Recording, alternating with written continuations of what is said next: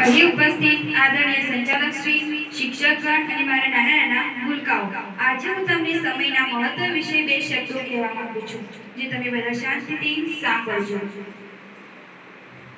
સમયનું મહત્વ. આજ ઉડશું કાલ ઉડશું, લંબાવ નહીં દાડા. આજ ઉડશું કાલ ઉડશું, લંબાવ નહીં દાડા.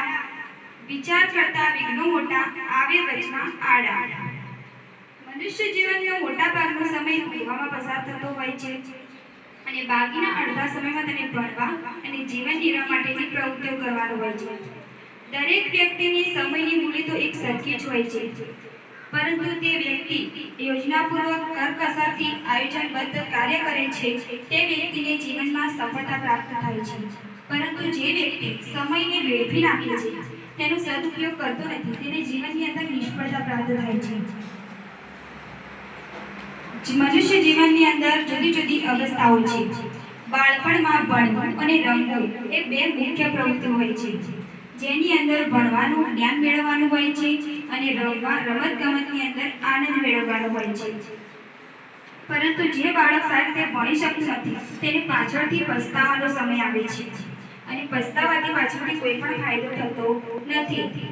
યુવાન અવસ્થામાં નોકરી ધંધા અને સમાજ સેવાની પ્રવૃત્તિઓ કરવાની હોય છે, પરંતુ આજના યુવાનો મોબાઈલ, ટીવી, ફરવામાં પોતાનો સમયનો સદુપયોગ કરતા નથી અને ગમે તેમ વેડફી નાખે છે, જેથી તેમને પણ પાછળથી પસ્તાવાનો સમય આવે છે.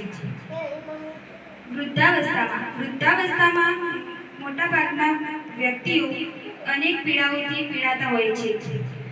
તેમનો સમય દવા દારૂમાં અને આરામ કરવામાં જ પસાર થતો હોય છે. મોટાભાગના જ વ્યક્તિઓ સેવા પ્રવૃત્તિઓ કરતા હોય છે સમાજની અંદર.